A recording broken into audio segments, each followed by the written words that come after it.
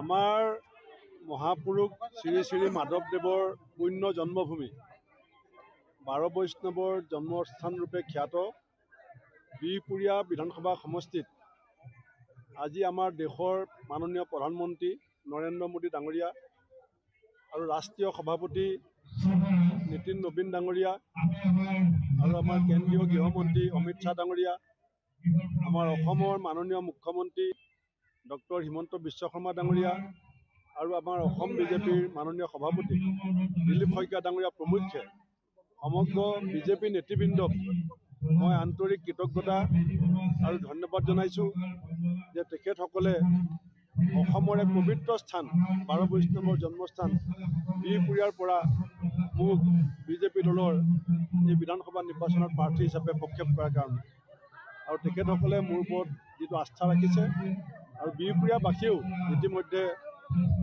আমাক যথেষ্ট আশীৰ্বাদ আগতেও দিছে, এতিয়াও দিছে।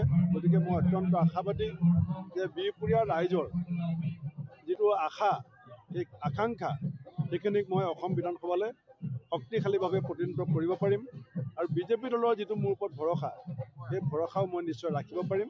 এইখিনি সময়ত মই সমগ্ৰ বিহপুৰীয়াবাসীক ইয়াৰ পৰাই নতশিৰে প্ৰণিপাত জনাইছোঁ।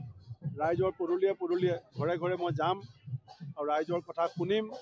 আগতে মই 10 বছৰীয়া কাৰ্যকালত অজানিতে যদি কিবা ভুল ত্ৰুটি হৈছিল তাৰ কাৰণেও মই ৰাইজৰ গুৰিত ক্ষমা মাৰ্জনা বিচাৰিছোঁ আৰু ভৱিষ্যতৰ দিনত যি বয়সৰ যিটো অভিজ্ঞতা হৈছে সেই অভিজ্ঞতাৰে এই সমষ্টিটোৰ দায়িত্ব ল'বলৈ মই ৰাইজৰ ওচৰত ভোট ভিক্ষা কৰিছোঁ।